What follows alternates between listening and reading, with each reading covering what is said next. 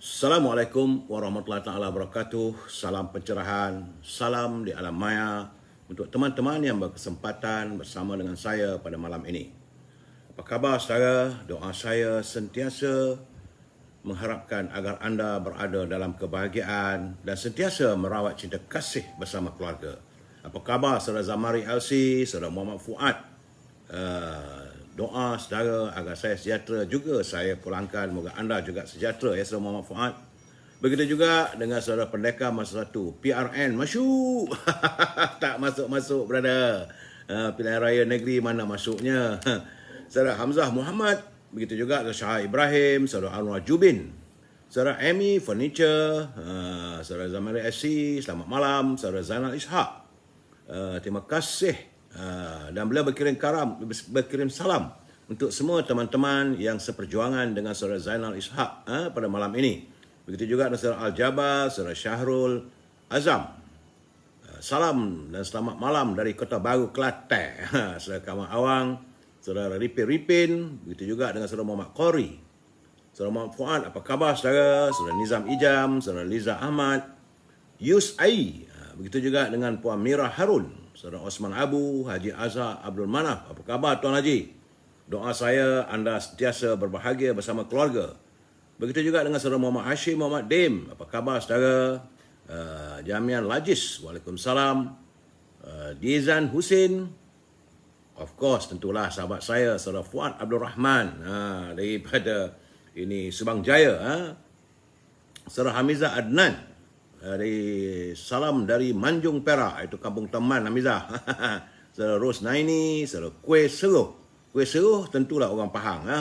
Moga Pahang juga berbahagia. Puan Halimah Hashim, Hafiz Wan Basirun, saudara Muhammad Fauzi Buang, saudara Nur Azman, Cik Mai daripada Pokok Senar no.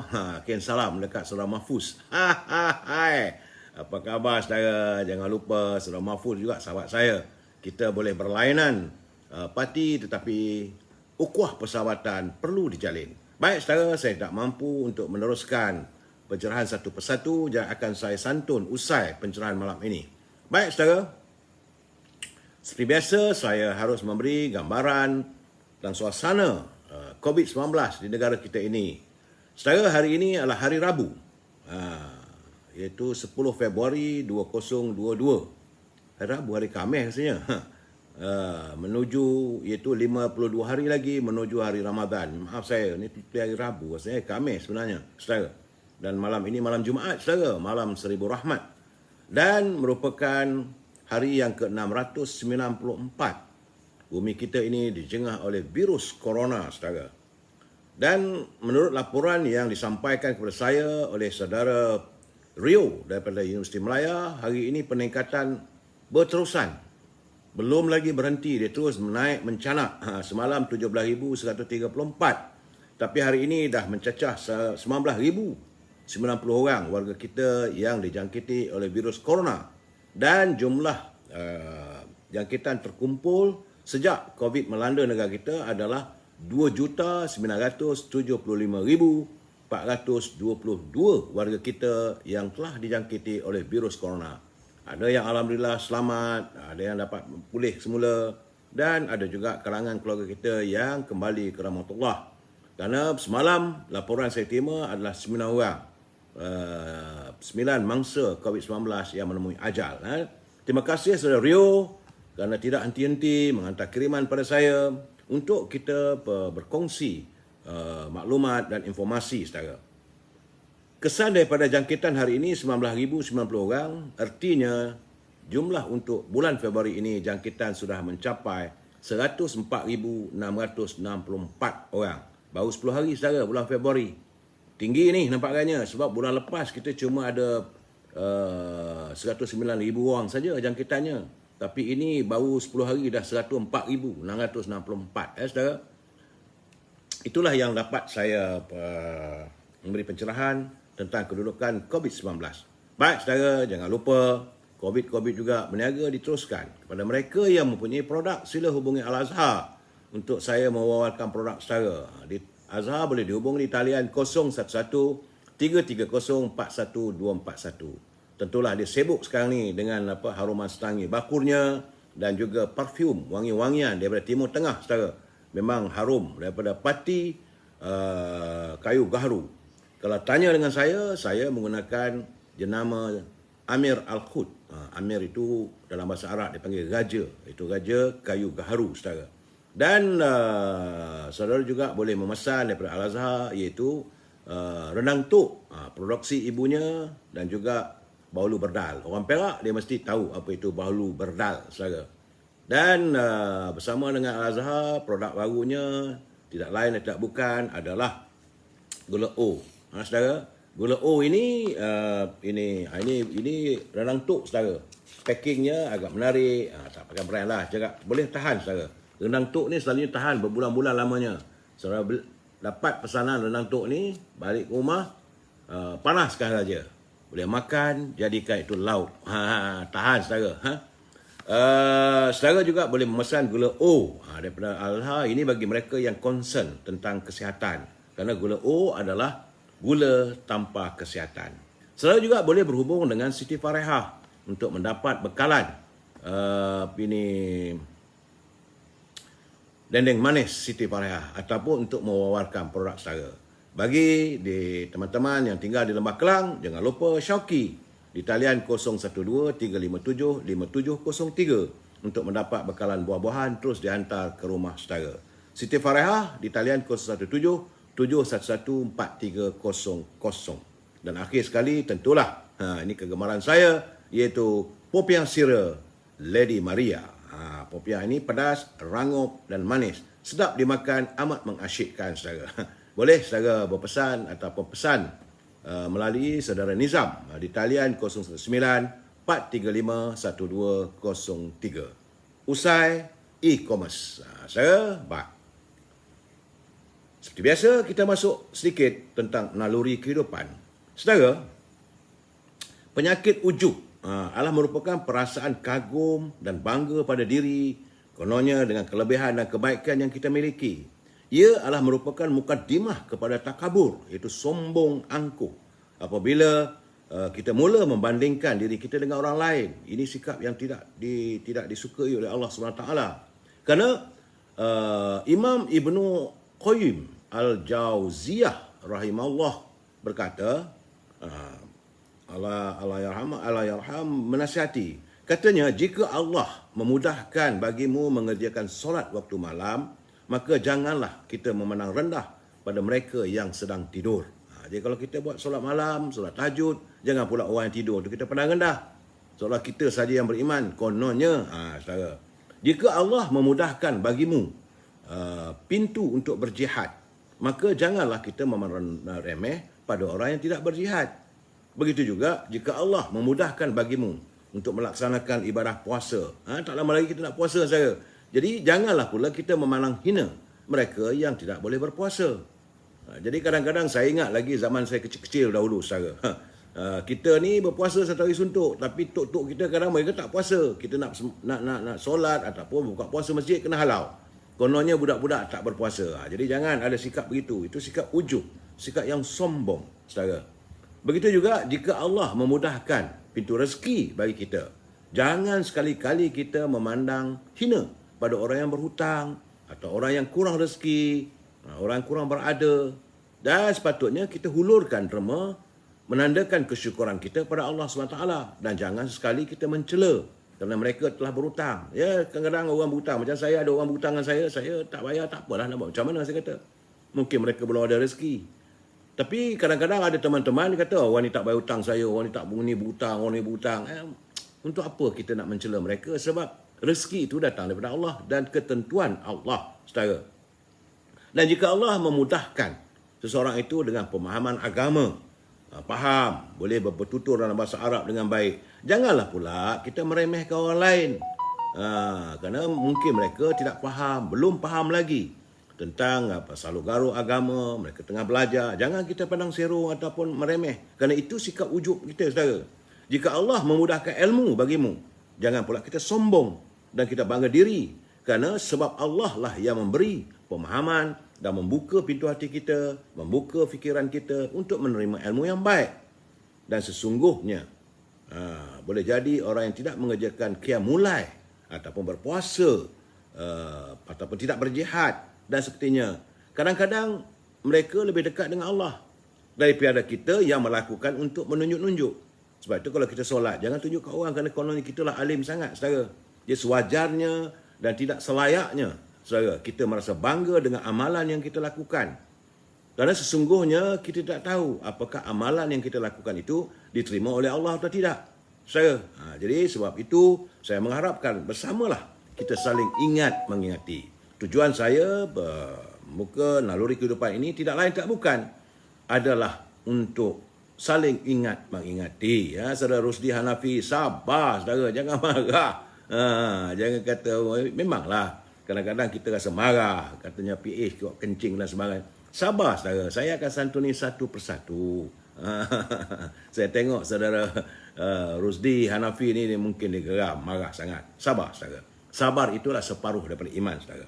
Baik, usai naluri kehidupan, kita santuni sedikit. Mutiara kata, kiriman sahabat saya, Cikgu Hibil. Kata Cikgu Hibil, hadiah tak selalunya terbungkus dengan indah. Begitu juga dengan kurniaan ilahi. Ada kalanya ia terbungkus dengan masalah, tetapi di dalamnya ada barakah yang teramat tinggi nilainya. Sebab itu bila kita menghadapi masalah, jangan kita berkeluh kesah. Kita beristighfar dan bersyukur atas apa sahaja yang didatangkan oleh Allah pada kita. Dan jangan sekali kita mandang enteng pada orang. Terima kasih saudara Ibil atas kiriman mutiara kata yang begitu bernilai untuk kita berkongsi bersama-sama. Saudara, baik. Usai kedudukan COVID, terima kasih saudara Rio. Usai naluri kehidupan, usai mutiara kata, salam impian moratorium dan pengeluaran wang RM10,000 dari kumpulan wang simpanan pekerja. Tak usai, tak dapat, itu bukan masalah kita. Mereka lah yang bertanggungjawab. Ingat, satu ketika nanti mereka akan disoal. Kerana waktu kamu berada di anjung kuasa di kumpulan wang simpanan pekerja, kamu mendera penyimpan yang mahu mengeluarkan wang mereka. Maka tanggunglah. Saya harus mengutarakan saja.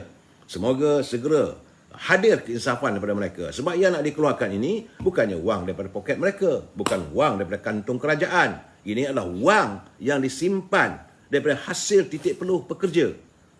Jangan, bagi saya, kalau mereka melakukan tindakan yang saya anggap zalim, maka yalah, kita memanglah kadang-kadang kita sonsong. Tetapi kita berserah pada Allah. Allah Maha mengetahui. Ada kalanya mungkin ada kesedaran pada mereka, saudara. Dan saya harus mengingatkan bahawa kalau negara kita berbelanja tanpa had, kekhawatiran saya, negara kita akan jadi muflis. Baik, saudara. Tajuk perbincangan kita malam ini adalah bila semboyan ditiupkan. Tentulah tentang pilihan raya dan sebagainya, saudara. Sebelum saya memberi pencerahan, kita santun dulu apa kata pantun Pak Nazil. Panas dari oven. Waktu beliau menghantar kiriman pada saya, panas-panas katanya. Kata Pak Nazil, urap pegaga lemak peria, hasil tangan kesukaan kakak. Untuk warga hidup bahagia, disantun jangan pemimpin bongkar. Kalau kita mahukan warga kita bahagia, tak payah kita santuni pemimpin yang bongkak, pemimpin yang sombong, pemimpin yang penipu. Bahagialah rakyat kalau kita tidak memiliki pemimpin yang sebegitu. Kata Pak Nazir lagi, dingin bayu di Tanjung terpencil, tepian hutan di petang hari. Rizab Melayu semakin mengecil. Ada kaitan pemimpin sendiri. Pak Nazir begitu concern ataupun begitu mengambil perhatian terhadap tentang tanah-tanah Rizab Melayu yang kini semakin mengecil. Jadi katanya ada kaitan dengan pemimpin. Saya tidak nafikan. Mereka yang berada di anjung kuasa yang meluluskan pemberian tanah-tanah Rizab Melayu. Sewajarnya usai pilihan raya yang akan kita laksanakan di Johor dan pilihan raya umum ke-15, kita akan memperolehi pemimpin yang baru yang mempunyai cita rasa dan jiwa perjuangannya, kasih dan sayang pada tanah air, kasih dan sayang pada bangsanya. Mudah-mudahan saya akan sentiasa berusaha untuk memberi pencerahan dan kita mengharapkan agar pimpinan yang akan kita nobatkan sebagai pemimpin akan datang, biarlah mereka yang benar-benar menjiwai naluri rakyat. Saudara, terima kasih Pak Nazil atas kiriman pantun yang begitu bernilai bagi saya. Usai pantun Pak Nazil, kita santun sedikit, saudara. Ini gedung ilmu yang saya ambil daripada culipan buku kiriman Tan Sri Johan Jaafar pada saya. Terima kasih Tan Sri, mulia hatinya. Supaya dia kata elok kita berkongsi dengan pendengar atau pelayar saya. Kerana dalam ungkapan bangsa Melayu terdahulu, mereka menyebut untuk menjadi sebagai seorang pemimpin, seseorang itu mestilah mempunyai sikap yang murni jiwanya dan menjaga adat, sopan. Warga bangsa Melayu hari ini dan akan datang amat mengharapkan hadirnya pemimpin Melayu yang bukan terdiri daripada mereka yang fasik. Kerana sebagai pemimpin yang fasik, akalnya tak betul, cakapnya munafik. Di dalam maksiat, ia berbilik. Duduk dalam bilik melakukan maksiat. Di dalam nista, ianya asyik. Cerita orang, maki orang hamun, membuat onar, membuat fitnah dan sebagainya. Asyik melakukan nista. Saudara, akhirnya negara rosak, rakyat terindik. Terindik dia tertekan. Saudara, jika mereka ini, pemimpin yang fasik ini dijadikan pemimpin, sangatlah tidak baik. Kerana kalau dijadikan tua, dunia boleh terbalik. Dijadikan induk, membawa syirik. Akhirnya rakyat boleh syirik mengikut orang yang fasik. Memimpin umat, bencana naik. Inilah harapan warga bangsa kita terdahulu supaya hadirnya pemimpin hari ini dan pemimpin akan depan yang menyantuni warga bangsanya bukan sebagai orang yang fasik, bukan sebagai pemimpin yang munafik. Jadi kita sambung lagi malam esok. Terima kasih Tan Sri Johan atas kiriman yang begitu bernilai bagi saya untuk kita kongsikan bersama. InsyaAllah sahabat malam saya akan memberi pencerahan. Saudara, bye. Sebelum saya meneruskan pencerahan saya malam ini, seperti biasa, saya mesti mengingatkan saudara, mereka yang menyunting semula live saya ini dan dimasukkan dalam sebarang channel, sama ada YouTube ataupun dalam Facebook, Instagram dan sebagainya, maka anda harus bertanggungjawab atas setiap suntingan yang anda lakukan. Begitu juga bagi mereka yang menghantar komen dan sebagainya, anda juga harus bertanggungjawab atas setiap komen yang anda lakukan, kerana saya tidak mampu untuk memantau kesemua komen maupun suntingan yang anda lakukan. Ingat saudara, anda bertanggungjawab. Negara kita mempunyai undang-undang. Sebab itu saya berkali-kali mengingatkan, jangan kita mencarut, jangan kita memaki hamun, kerana anda juga terdedah dengan masalah. Dan saya dapat kiriman daripada sahabat kita, Saudara Datuk Lokman Nur Adam. Dia minta supaya kalau saudara ada mempunyai simpanan apa-apa perkataan yang berhubung dengan dua perkara itu, vaksin dan juga peguam, hakim Mahkamah Syari'i yang membuatkan bola di saman apa semua, katanya kalau boleh delete lah, jangan simpan. Kerana itu adalah mereka telah pun mendapat injunksi. Bagaimanapun kita mendoakan agar Datuk Lokman selamat menjalani atau menghadapi ujian yang terpaksa dihadapi. Begitulah saudara, kita macam saya terdedah dengan kepelbagaian, macam-macam orang maki, orang hamun. Diorang nak tunggu kita silap saja. Kalau silap saja terus ambil tindakan. Jadi anda sebagai pendengar, saya harap jangan memikat supaya kita terjebak dalam permasalahan yang sebegini, saudara. Dan ingat saudara, ini adalah pencerahan politik. Saya harus mengingatkan, ini adalah pencerahan politik. Prinsip kita adalah kita mesti bersetuju untuk tidak bersetuju. We must agree to disagree. Kalau itu asasnya, tak ada masalah, saudara. Dan saya mengharapkan agar warga kita menyantuni segala masalah, segala perbincangan dari segi politik ini secara berhemah dan harmonis. Saya minta sangat-sangatlah saudara, jangan maki hamun. Soal Jekom nak buat provokasi itu, biarkanlah mereka. Dan kepada mereka yang kadang-kadang live saya ini dalam Facebook tergendala, saudara boleh masuk dalam Instagram. Sama juga Amir Hijaz Fan, tak ubah saudara. Dan saya cuma mengharap dari saudara adalah like, share dan subscribe. Itulah yang menghibur dan memberi semangat saya untuk saban malam memberi pencerahan. Kadang-kadang tengah seletih juga saudara, kadang nak cari bahan, meneliti setiap berita-berita yang tersiar dalam media, sama ada media sosial maupun media arus perdana. Malangkah saya berbuang dengan teman-teman. Saya minta satu saja imbulan pada saudara. Bila saya nampak, like, share, lega rasa hati. Hilang rasa keletihan dan kelesuan saudara.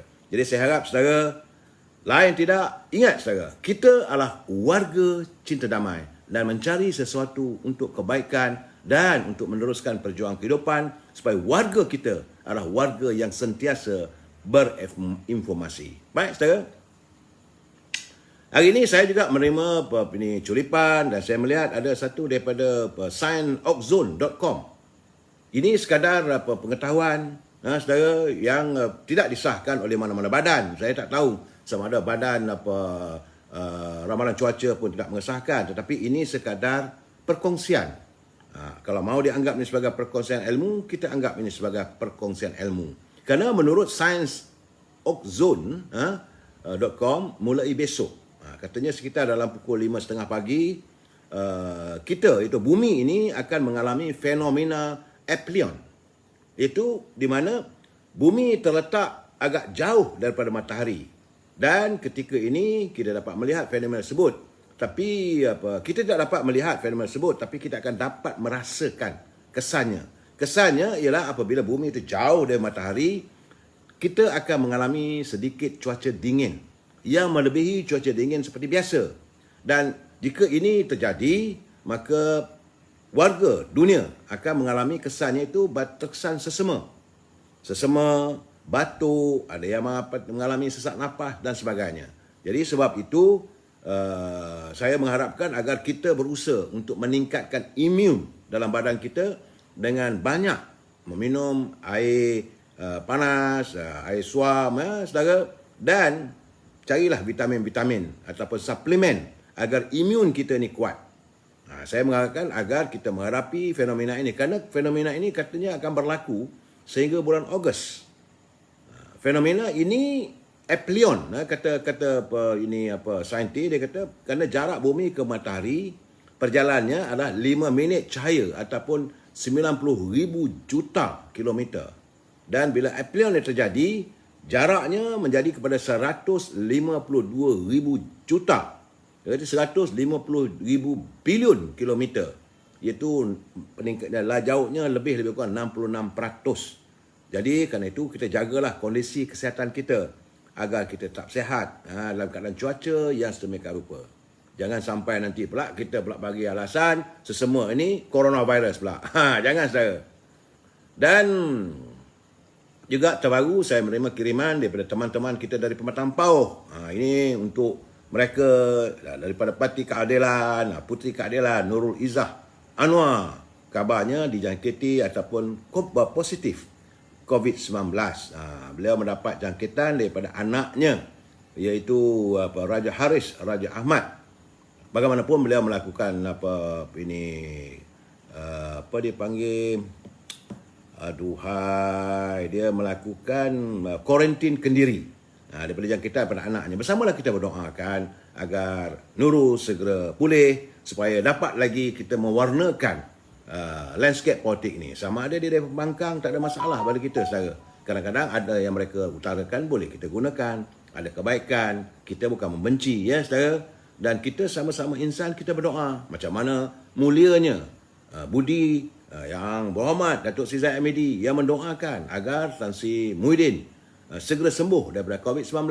Soal politik, soal lain. Tapi soal kesihatan sama insan, kita sama-sama berdoa, saudara. Okey, saudara, itu laporan yang saya dapat berikan. Dan hari ini ada juga laporan yang kurang menyenangkan, iaitu di Terengganu. Bahawa ternyata hari ini di Terengganu telah mengalami krisis makanan yang agak serius, saudara. Apabila media akhbar Sinar Harian melaporkan bahawa bekalan ayam di Terengganu semakin kritikal. Katanya harga juga telah pun meningkat. Walaupun Perdana Menteri mengatakan bahawa harga ayam mesti daripada harga RM8.90, tapi kesan ketiadaan ayam-ayam ini, bekalan ayam sejak daripada sambutan Tahun Baru Cina, maka harga ayam meningkat sampai ke tahap RM11.80. Begitu juga dengan bahan-bahan makanan yang lain. Jadi kita mengharapkan agar pihak Kementerian Pertanian dan Asas Tani segera mencari upaya. Begitu juga dengan Kementerian Perdagangan Dalam Negeri dan Haiwan Pengguna. Carilah upaya bagaimana kita menyelesaikan masalah ini. Kerana kalau kita mengimport ayam beku saja, itu bukan penyelesaian. Kerana kesannya nanti adalah penternak-penternak juga mengalami keadaan yang tenat. Harga dedak ayam naik, telur ayam apatah lagi, meningkat yang bukan-bukan sekarang. Kehidupan rakyat semakin tersepit. Saya harap agar pihak yang berwajib dapat melihat perkara ini. Begitu juga saya dapat daripada laporan yang saya terima daripada Borneo Post yang melaporkan kita di Selanjung taklah begitu tenat tapi mahal juga. Rupanya di Kota Kinabalu, saudara, harga 1 kilo cili sudah pun meningkat mencecah sampai RM100, saudara. Dulu RM20 kita bising. Kemudian naik. Kerana petani-petani di kawasan Tuaran mengalami masalah pengeluaran cili mereka mengakibatkan kekurangan bahan cili di Kota Kinabalu. Bayangkan saudara kalau sampai RM100 sekilo. Ini juga fenomena ini akan berada di Semenanjung. Jadi kita agak mengharapkan, sebab itu saya bersetuju dengan saudara Nordin Malik supaya dididik warga kita dalam pertanian moden. Harga cili kalau RM100 tu bukan sekarang ni harganya antara RM50-60 dan mencecah sampai RM100 bila keadaan tidak ada pada hari Minggu dan sebagainya. Kerana cili-cili yang dihasilkan di Tuaran, di Kota Marudu, aduhai, amat membimbangkan. Sebab itu saya dah memberi pesanan, saya dah memberi peringatan 3-4 bulan dulu. Pimpinan harus melihat bahawa negara akan mengalami masalah tentang food bank ataupun bank makanan. Jangan sampai rakyat tak ada benda nak makan nanti. Itu susahlah. Walau bagaimanapun saya agak gembira melihat yang Amat Perdana Menteri menekankan. Hari ini dia mengadakan perbincangan dengan beberapa pihak berwajib termasuk Bank Negara. Kerana menurut Perdana Menteri beliau mahu agar Bank Negara melihat semula model pembiayaan untuk memudahkan warga memiliki rumah. Sama ada daripada mereka daripada golongan B40 ke M60, M40 dan sebagainya. Perlu dicari kaedah supaya dipermudahkan. Ini juga kita menyangkut soal moratorium. Jadi saya amat mengharapkan sekarang ni harga pasaran hartanah juga semakin merosot. Saudara, dan kita mengharapkan agar Bank Negara serta agensi-agensi, bukan hanya mereka yang memajukan hartanah dengan membina rumah-rumah, kerana sekarang ni harga bahan untuk membina rumah itu dah naik sampai 60 ke 70%. Harga keluli, harga besi, harga simen, harga pasir, semua meningkat. Kos buruh pun meningkat. Jadi sepatutnya Bank Negara mesti melihat bagaimanakah pembiayaan boleh disalurkan supaya warga dapat memiliki rumah. Begitu juga kepada mereka yang tinggal dalam kawasan PPRT. Itu kawasan perumahan rakyat. Diharapkan agar masalah perumahan ini mungkin juga akan menjadi satu krisis. Kita sekarang ini akan berhadapan dengan krisis makanan. Jangan pula krisis tempat tinggal. Itu keadaannya saudara. Itu saja yang dapat saya jelaskan apa yang berlaku pada hari ini agar kita lebih berhati-hati. Cuma saya melihat ada satu yang tular dalam media sosial. Saya tengah memikirkan sama ada saya nak bercakap. Saya ingat besok saya cuba bercakap dengan peguam saya, apakah saya boleh wawarkan. Kalau ini adalah titah daripada Tengku Mahkota Johor, sama ada istana dan sebagainya. Saya mungkin akan berhubung dengan peguam saya, barulah saya boleh tularkan keadaan begini. Ya? Dan sesuatu yang agak membuatkan saya terpegun apabila katanya iaitu agenda masa media sosial menyatakan bahawa Kabinet akan membincangkan untuk memansuhkan model DNB pada bulan Mac yang akan datang. Model DNB ini adalah tentang pelan 5G yang heboh diperkatakan di Parlimen saudara. Bagaimana syarikat mengaut keuntungan sampai berbilion-bilion ringgit. Kabarnya katanya Kabinet berhasrat untuk memansuhkan syarikat yang diberi kontrak untuk membangunkan 5G, iaitu kerana kita dalam dasar nasional syarikatnya Kertas Perubahan Dasar Model Digital Nasional Berhad ini akan pelaksanaan spektrumnya melalui rangkaian internet apa semua akan dimansuhkan. Dan mungkin diganti dengan syarikat lain, kita tak tahu. Bagaimanapun kita mengharapkan kalau benda itu ada masalah, yang menyangkut soal korupsi, maka perlu disiasat. Sebab waktu DNB ini dihebahkan di Parlimen oleh Ketua Pembangkang Dr. Seri Anwar Ibrahim, katanya syarikat ini juga melibatkan orang yang menghadapi masalah di India. Jadi orang luar warga asing memiliki saham yang begitu lumayan untuk sesuatu kontrak ini yang tidak harus berlaku. Tapi tak tahulah, mudah-mudahan Kabinet segera melaksanakan apa yang dinyatakan. Matlamat kita lain tak ada, saudara. Kita jaga di kita, saudara. Baik, saudara. Hari ini saya ingin membicarakan tentang senario politik kita. Sebab kita akan menghadapi pilihan raya di Negeri Johor.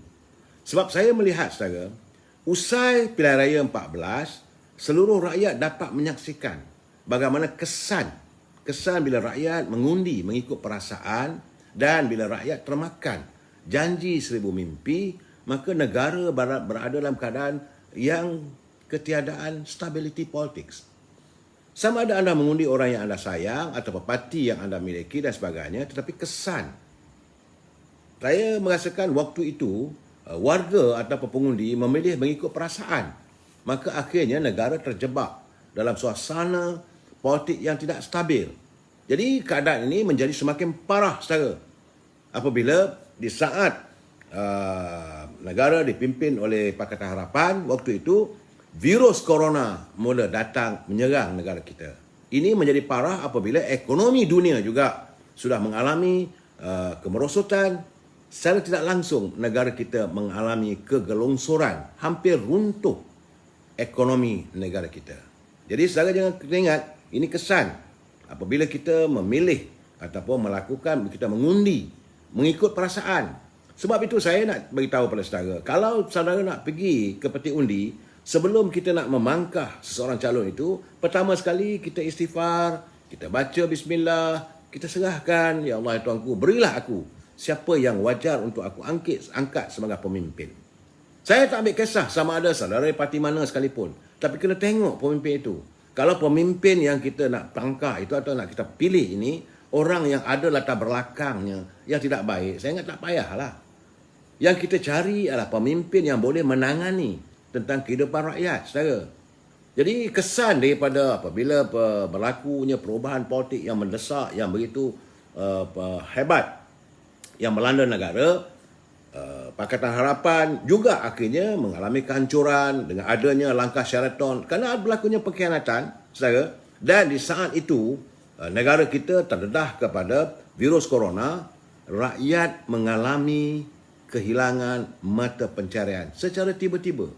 Kemewahan yang kita alami, hidup yang begitu suka, seronok, menyenangkan, tiba-tiba seolah-olah kita hilang. Dan itulah untuk pertama kalinya, saudara, dalam sejarah negara kita ini, di saat kita sepatutnya warga merdeka, negara yang mewakili umat yang ada hari ini, warga negara kita ini adalah warisan pada warisan warga merdeka. Tiba-tiba kita terjebak dalam suasana kita menjadi pengemis di bumi sendiri. Ini realiti, saudara. Jangan ada sesiapa cuba menyangkal. Sekarang saat itulah bila berlaku peralihan kuasa daripada UMNO Barisan Nasional kepada Pakatan Harapan, guna berlaku pengkhianatan dalam langkah Sheraton, naik pula orang yang tidak mendapat majoriti sepenuhnya daripada sokongan rakyat. Mereka memimpin negara dan rakyat terjebak dalam suasana yang cukup memilukan, saudara. Ramai tak pernah berlaku, saudara. Dalam negara kita ini, mereka sanggup melakukan tindakan nekat membunuh diri. Tak ambil peduli sama ada mereka itu Islam ataupun bukan Islam. Sanggup membunuh diri, lepas itu menaikkan bendera putih, mengemis, meminta simpati agar segera dihulur bantuan makanan, nak hidup, nak makan. Itu keadaan saya. Jadi malahan yang saya amat berkali-kali dulu saya menyatakan saya amat sedih melihat mereka yang memiliki sijil yang begitu hebat daripada Menara Gading seolah tidak ada nilai. Insinyur tidak lagi menjalankan kerja sebagai insinyur. Tak ada kontrak yang mau, tidak ada syarikat mau mengambil mereka. Akhirnya insinyur jadilah pemandu Grab, e-hailing. Saudara, doktor melakukan mogok. Pilot, saudara, juruterbang yang begitu hebat pendapatannya, terbang ke seantero dunia, tiba-tiba terpaksa berniaga berniaga gerai di tepi jalan. Ini yang kita alami. Kesannya apabila negara kita ini ditadbir oleh mereka yang saya lihat bukannya ikhlas untuk membina ataupun memperjuangkan seorang rakyat. Dan malahan lebih sedih lagi kita melihat sektor pelancongan lumpuh secara total.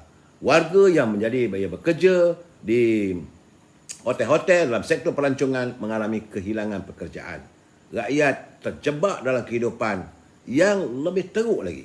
Itu yang kita alami sepanjang pimpinan negara dipimpin waktu itu Pakatan Harapan dan juga Perikatan Nasional. Malahan sampai ke hari ini masih lagi berterusan apabila ekonomi sukar untuk dipulihkan. Itu senario politik dari segi kehidupan rakyat.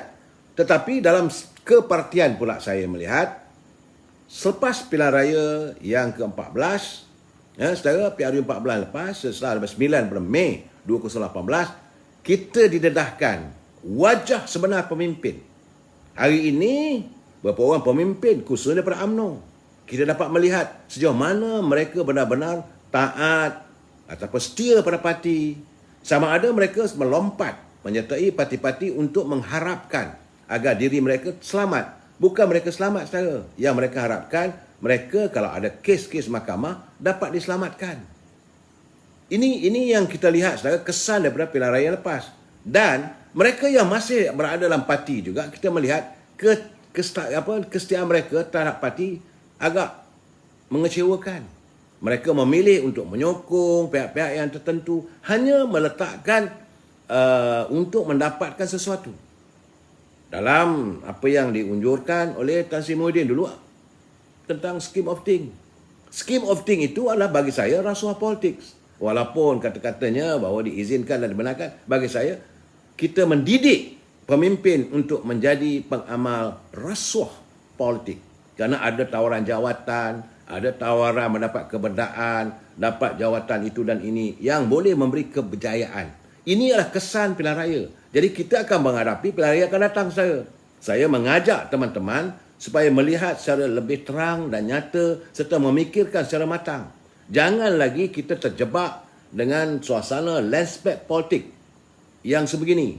Malahan saya juga melihat, saya minta maaf pada teman-teman, sepanjang saya membuat pencerahan ini, saya melihat juga berlakunya defisit ataupun hakisan keyakinan warga terhadap mereka yang selama ini menjaja tentang kononnya nak berjuang untuk rakyat, slogannya demi agama, demi bangsa.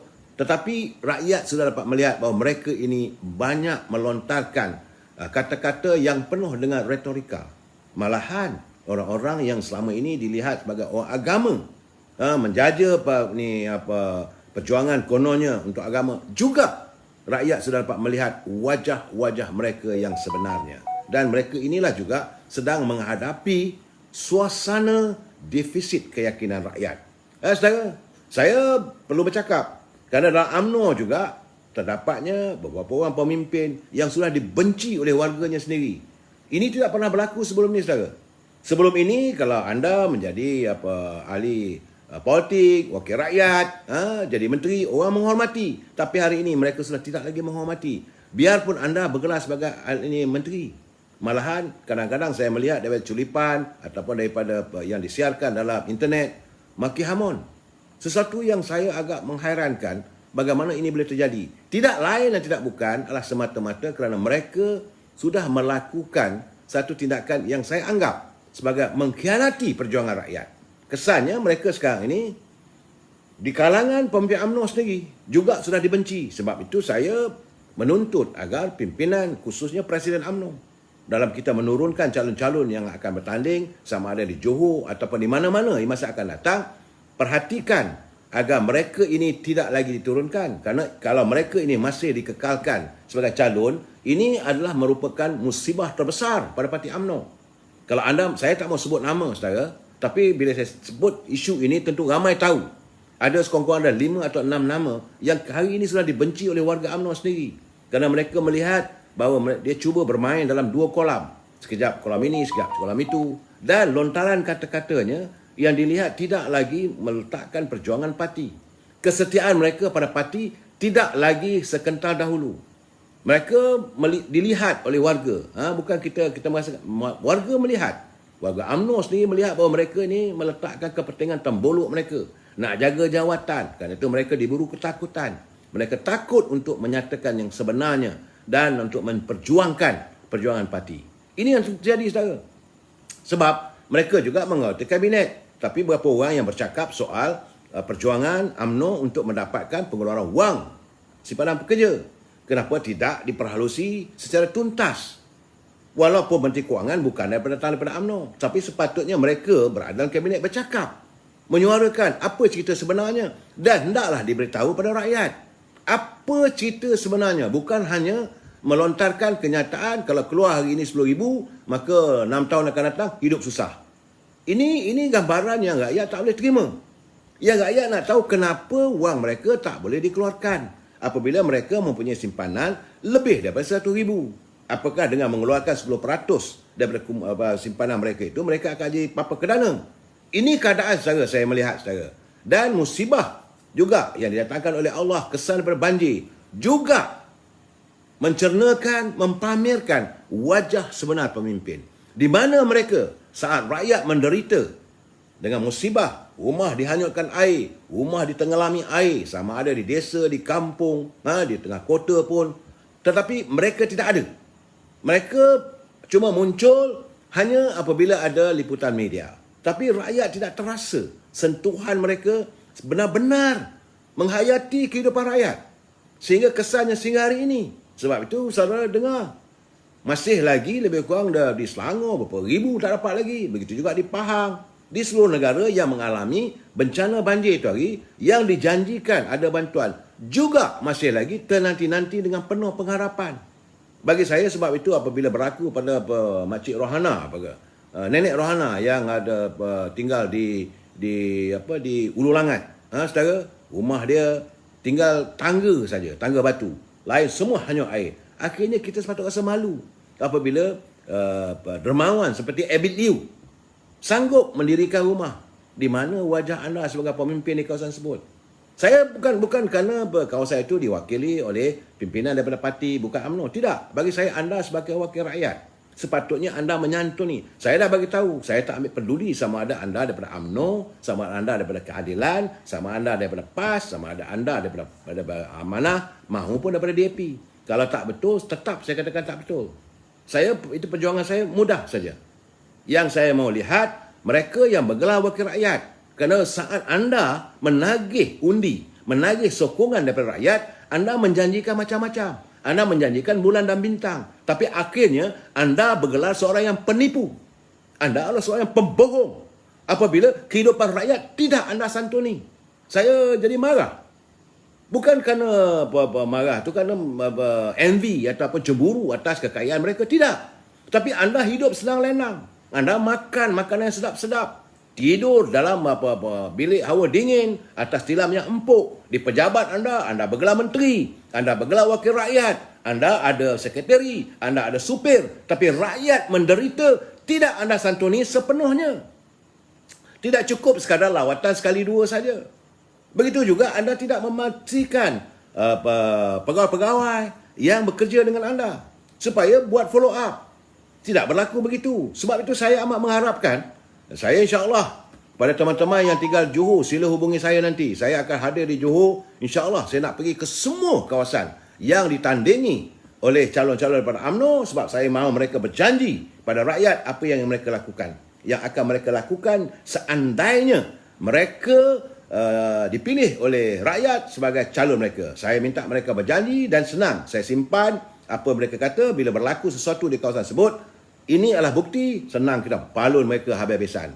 Saya harap teman-teman yang warga Johor khususnya, mungkin insya-Allah saya akan bermula berada di Johor pada tanggal 26 hari bulan.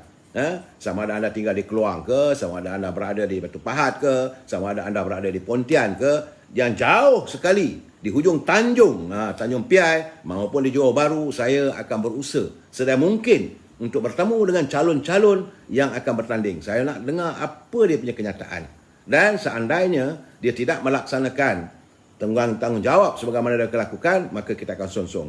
Alhamdulillah saudara, mereka yang saya temui sepanjang pilihan raya waktu di Melaka, mereka langsai apa yang mereka janjikan. Sebab itu saya diam.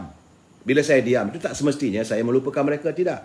Saya melihat bagaimana Cikgu Rosli menangani masalah nelayan di kawasannya. Saya melihat bagaimana ketua wanita. Dia begitu juga. Saya melihat bagaimana Datuk Rais. Saya melihat sendiri Datuk Alimin dan teman-teman yang sempat saya temui. Dan mereka sedang bertungkus lumus menyantuni kehidupan rakyat di saat negara berada dalam kesukaran. Ekonomi yang begitu merudum, ekonomi yang tak menentu, mereka sedang berusaha habis-habisan. Sebab itu saya tak ada bertemu dengan saudara Datuk Rauf. Saya tak berjumpa dengan Datuk Sri Sulaiman. Jadi mereka tidak ada berjanji. Jadi saya tengok tapi beliau melaksanakan tugas tanggungjawab dengan baik.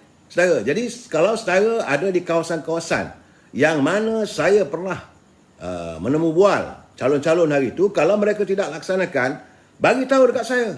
Hantar kiriman. InsyaAllah, saya akan telefon mereka, what have you done? Ya Muhammad, anda jangan jadi pembohong. Anda jangan jadi pemimpin yang munafik. Sebab itu saya akan turun ke Johor kali ini. Sebab saya melihat harapan warga Johor begitu tinggi, saudara. Warga Johor amat mengharapkan dan mereka juga dalam keadaan waktu ini sedang membuat semangatnya untuk menukar kepimpinan. Mereka amat mengharapkan agar Datuk Seri Presiden UMNO menurunkan calon-calon yang benar-benar bersih.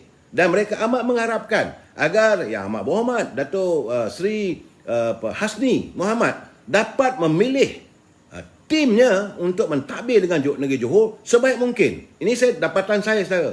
Saya bukan cakap bohong. Sebab dari siang pada pagi tadi, ramai yang menghubungi saya macam mana Johor keadaannya begitu begini. Saudara, sebab itu saya akan turun ke Johor sendiri. Saya kata insyaAllah saya akan turun ke Johor bermula 26 bulan. So bagi saya sekarang ni, mari kita bersuara, saudara, demi untuk rakyat.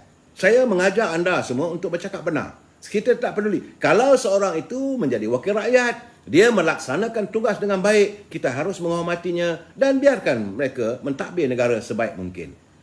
Dia nak kaya ke, itu urusan dia dengan Allah SWT. Soal dia punya simpanan ke, dia dapat projek, itu terpulang. Gaji dia besar. Asalkan kehidupan rakyat. Yang kita tak tahan ini, melihat kawasan-kawasan di mana rakyat hidup penuh penderitaan. Rakyat sekarang ini berada di gigi kehidupan yang teramat sukar. Harga barangan tinggi. Contoh macam saya katakan tadi di Kuala Terengganu. Nak dapat bekalan ayam pun tak ada. Sedangkan timbalan Menteri Perdagangan Dalam Negeri dan Haiwan Pemula adalah orang Terengganu. Ini yang melompat daripada UMNO menyertai parti PBM. Yang Muhammad Datuk Rasul. Kenapa tak tangani untuk khusus untuk kalau di negeri sendiri pun anda tak mampu untuk melaksanakan tugas, macam mana anda menjadi pemimpin besar di negara kita ini? Saya meletakkan kesalahan itu kerana anda tidak buat follow up dengan pegawai-pegawai anda. Jawatan yang diberi oleh rakyat membolehkan anda menjadi timbalan menteri. Dan bila saya dengar itu, bila tengok apa yang dilaporkan oleh Sinar, saya kata ini apa hal? Kenapa anda sebagai seorang wakil rakyat, ahli parlimen, boleh berlaku begitu di negeri Terengganu? Sepatutnya kita rasa malu. Kalau saya jadi wakil rakyat di kawasan saya, rakyat menderita, saya harus rasa malu. Sebab itu kita lihat bagaimana kepimpinan di luar negara, saudara. Saya terpempan apabila seorang menteri di England, hanya kerana kelewatan dia untuk menjawab soalan wakil rakyat dalam Dewan Parlimen di England, akhirnya ambil keputusan, Sir, I'm sorry atas kelepasan saya lewat datang. Maka dengan ini, saya meletak jawatan. Ini orang yang ada dignity. Bagaimana rakyat seluruh Jerman menangis melihat berakhirnya era kepimpinan Perdana Menteri Jerman yang baru lalu. Walaupun beliau seorang wanita. Dan begitu juga kita melihat, saudara, kita bukan tak ada contoh-contoh pemimpin yang hebat. Tapi masalahnya pemimpin ini datangnya daripada mereka yang bukan latar belakangnya Islam. Kita lihat macam mana kita tengok Evita Peron di Argentina menjadi satu idola bagi rakyat. Apabila Evita Peron ini Dia hanyalah isteri kepada seorang Perdana Menteri Presiden. Biasa masuk penjara dan sebagainya, berjuang untuk rakyat. Bila Peron dilantik sebagai presiden di Argentina, maka seluruh Argentina menangis atas kematian Evita. Akhirnya mereka mencipta lagu Don't Cry For Me Argentina. Saya rindukan kehadiran pemimpin yang sebegini. Saya amat mengharapkan, malahan kadang-kadang setiap kali kita berdoa, Ya Allah, Ya Tuanku, datangkanlah pemimpin di negara kami yang sebegini. Kita harapkan pemimpin yang semulia seperti almarhum Tun Razak. Saya mengharapkan biarlah Menteri Kewangan kali ini jiwanya seperti Yang Berhormat Mulia Tengku Razili Hamzah. Saudara boleh kata saya apa-apa, tapi saya melihat data-data sepanjang Yang Berhormat Mulia Tengku Razili Hamzah mentadbir Kementerian Kewangan, kita dapat menyantuni masalah negara, masalah ekonomi negara dengan begitu baik. Sebab beliau tidak mengamalkan korupsi. Beliau tidak mengamalkan untuk kepentingan diri. Dan kita melihat bagaimana mata wang kita terkawal dengan baik. Dan rakyat boleh berniaga dan negara kita membangun sedikit demi sedikit. Akhirnya kita dapat hidup dengan keadaan yang cukup mewah. Tapi benda itu sekarang ni sudah pun hampir, saya kata hampir runtuh. Sebab itu kita perlu segera menyantuni suasana ini. Saya mengajak rakyat untuk melihat mana pemimpin-pemimpin yang sewajarnya kita kekalkan dan mana yang sewajarnya kita ketepikan. Cukup-cukuplah kita tertipu, saudara. Dan saya melihat hari ini, saudara, bila hadirnya parti muda, apabila parti DAP, parti Amanah menganggap bahawa menjadi rakan kongsi kerana kononnya, kerana undi anak muda ada lebih kurang 20%, maka saya melihat pemimpin parti muda ni dah mula lupa daratan. Dia seolah-olah diri dia everything. Dialah the kingmaker sekarang ni. Saya melihat keadaannya. Malahan apabila di Johor, pilihan raya negeri Johor kali ini, apabila DAP dan Amanah bersetuju memberi peruntukan kepada parti muda ini 6 kawasan Dewan Undangan Negeri untuk mereka tandingi. Sedangkan dapatan saya, jentera pun tak ada lagi. Jentera untuk mencari pengundi dan sebagainya masih tak ada lagi. Tapi dah jadi besar. Malahan saya merasakan mereka sanggup menyinggung rakan-rakan daripada kalangan pembangkang.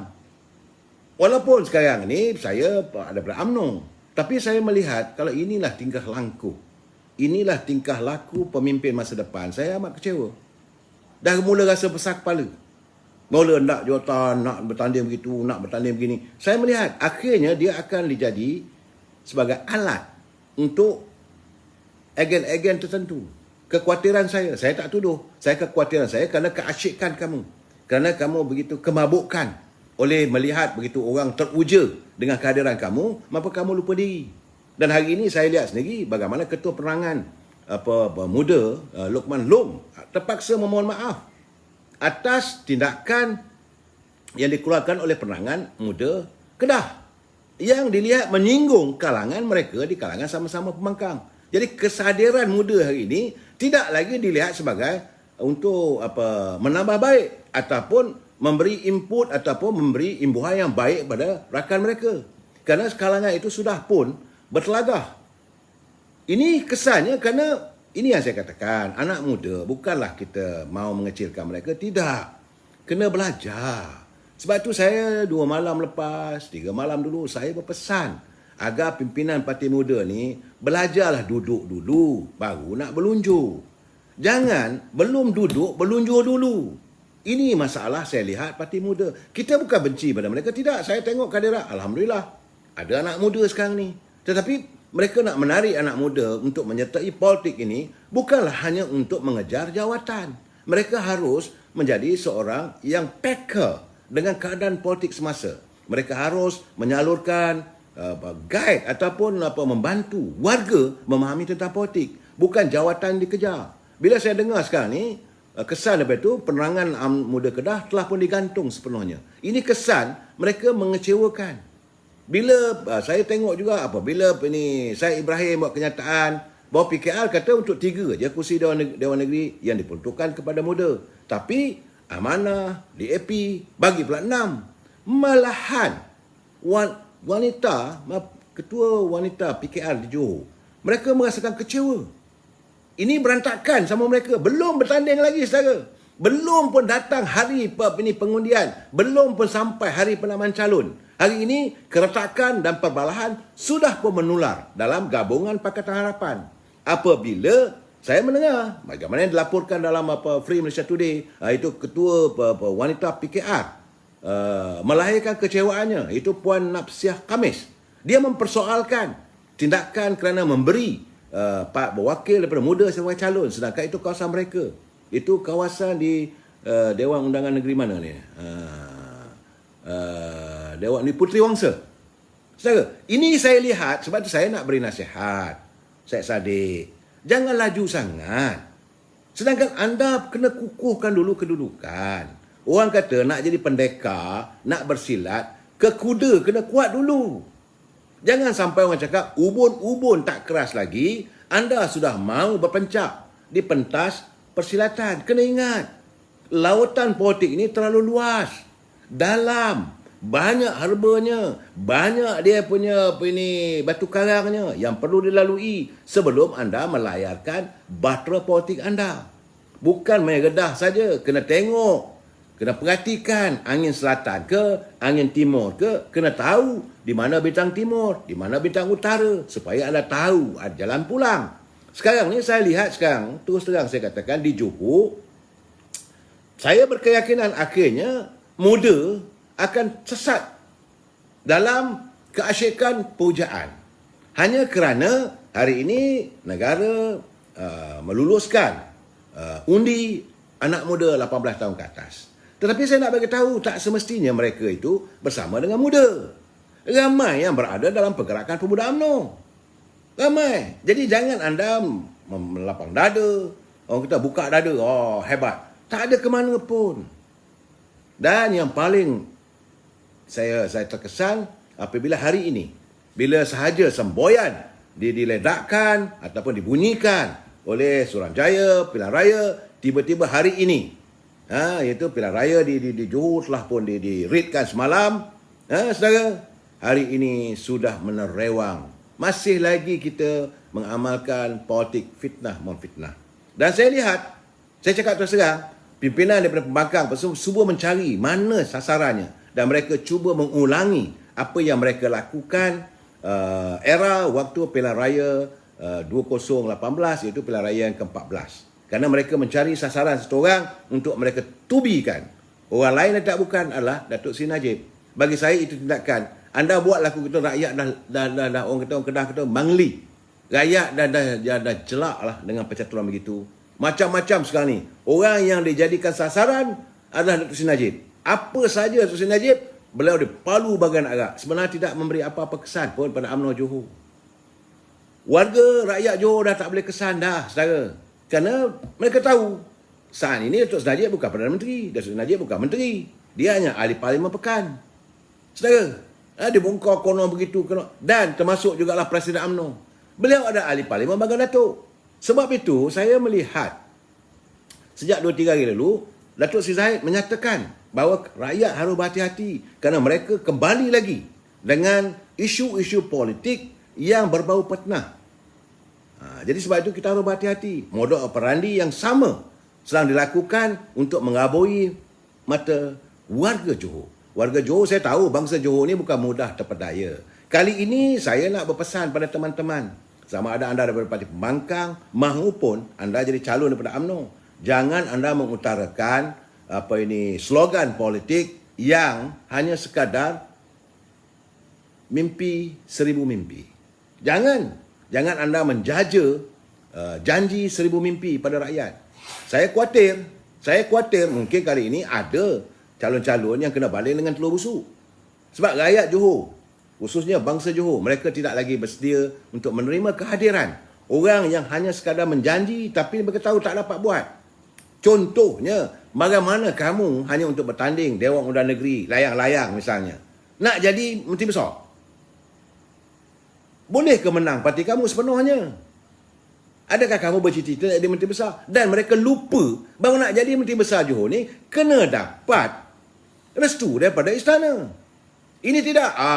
Kalau kita menang kali ini, Dr. Mazli bertanding di layang-layang. Kalau menang, beliaulah calon menteri besar. Kenapa anda mahu mendahului istana? Undang-undang tubuh Kerajaan Negeri Johor, seseorang calon yang mahu dinobatkan, mahu ditabalkan, yang mahu diutarakan sebagai calon Menteri Besar, hendaklah mendapat restu daripada istana. Kenapa anda sanggup mengenepikan? Begitu juga bila saya dengar setengah daripada pimpinan daripada Pakatan Harapan, daripada DAP misalnya, kalau menang kali ini, Syed Saddiq lah calon Menteri Besar. Saya kata, kenapa begitu? Kenapa rakyat cuba dikaburi dengan seolah mereka mendahului kuasa sultan, kuasa raja? Saya nak jelaskan, sesiapa saja yang bertanding kali ini, kalau mereka menang dan mewakili parti yang menang, terpulang pada tuanku untuk menerima siapa untuk jadi Datuk Menteri Besar. Sebab itu kita, warga UMNO khususnya, kita cuma mengharapkan agar Yang Amat Berhormat Datuk Hasni dapat mencapai kemenangan bersama tim-timnya itu agar direstui oleh Sultan Johor dilantik kembali sebagai Menteri Besar. Hari ini beliau hanyalah sebagai interim Prime Minister, interim Chief Minister. Saya haraplah dalam kita berkempen dan sebagainya, biar berfakta dan jangan mendahului sesuatu yang tidak betul. Jangan kata, inilah calon Menteri Besar. Saya harap orang UMNO, jangan tiba-tiba Datuk Hasni datang, inilah calon Menteri Besar kita. Jangan. Lebih baik anda menyatakan seandainya diberi kepercayaan pada UMNO mendapat majoriti dalam Dewan Undangan Negeri, ini yang ingin kita laksanakan. Apa dia? Pertama sekali, kestabilan politik. Yang kedua, kesan daripada kestabilan politik itu, maka bolehlah kita mengharmonikan ekonomi rakyat. Yang paling penting sekarang ni, rakyat Johor sudah berada dalam keadaan yang sekian lama tertekan. Kehidupan mereka tertekan sebenarnya. Jangan sesiapa menafikan berapa ramai warga Johor yang hilang pekerjaan, berapa ramai warga Johor yang terpaksa menaikkan bendera putih, berapa ramai warga Johor bila berlakunya banjir baru-baru ini yang masih belum mendapat bantuan sebagaimana yang dijanjikan. Ini perlu diperjuangkan. Selagi anda memperjuangkan dengan rakyat, anda dekat dengan saya. Saya tak ambil peduli sama anda parti mana sekalipun. Walaupun saya orang UMNO.